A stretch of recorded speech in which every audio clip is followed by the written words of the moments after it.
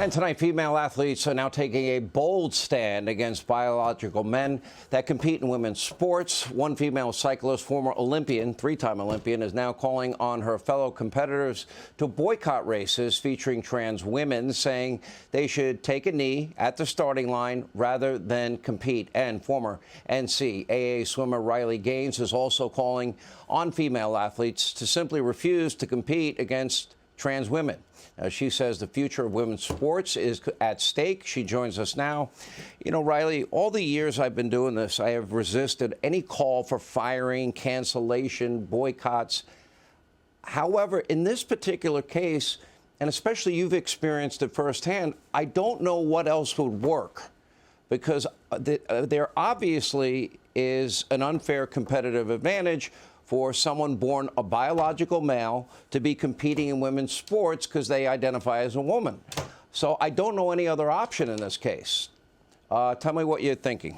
I don't either. I don't know another option either. This past year, I've been dedicated traveling to state by state, getting in front of state legislature. Same thing at the federal level. And I want to echo what Mark Levin said. Biden does not care about women. We're seeing that with the push they're proposing for Title IX. When the U.S. House of Representatives a few weeks ago voted on this, and every single Democrat voted in opposition of protecting women and girls in sports, that's when I knew that a boycott is what's going to have to be effective to make change. And we've seen in the past boycotts are such. They're effective. It's what's going to work. And it's unfortunate, of course, to ask girls to do this. But we have to start making sacrifices if we want to protect the integrity of women's sports. You know, my daughter's an athlete like you are, and the idea that biological men that become trans would be competing in her sport, it would be virtually impossible for any girl to compete on that level. And as Caitlyn Jenner said, it's not the testosterone level in college or in the pros. What was it at puberty? That's when it really matters. And anything prior to that, as far as I'm concerned, a child would be way too young to make such a life-changing decision. Would you agree with that? Absolutely. And that's what we're seeing the guidelines for FINA, which is the international governing body for swimming, and World Athletics, which is the equivalent for track and field. They've released new guidelines that say if you have gone through male puberty, you cannot compete with the women. But the caveat there is if you've taken hormone suppressors before the age of 12, I think is the standard level, then you are allowed to compete with women. But almost encouraging someone to transition by that age is abysmal. That's criminal. Nobody is mature enough to make that decision. And the idea that, you know, you have kids in school being taught gender identity classes without parental consent, that's a whole separate issue to me. Or having, you know, story hour with this person or that person. How about reading, writing, math, science, arithmetic, and computers?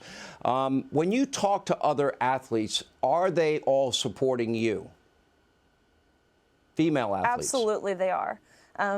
Absolutely. I have private conversations all of the time with NCAA athletes, very renowned world-class athletes who, when we have conversations about this, both male and female, they all unanimously agree with me. Athletic directors, coaches, parents. I get messages all the time from people who feel the exact same way I do, but aren't confident but enough, a lot of them, are scared. Riley, aren't they afraid to speak out because they see what has happened to you, like when you tried to give a speech in San Francisco?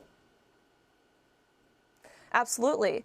That social pressure on top of seeing what happens to someone like myself, whether that be on social media, whether that be in San Francisco, that terrifies these people, and understandably so. They don't want to put themselves in a position where they're publicly ostracized or where they're jeopardizing their chances to get into grad school, their job if they're the breadwinner for their family.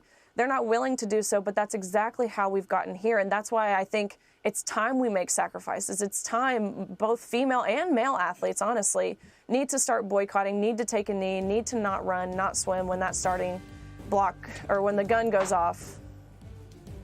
Don't go. 10 seconds left. Would you support another category?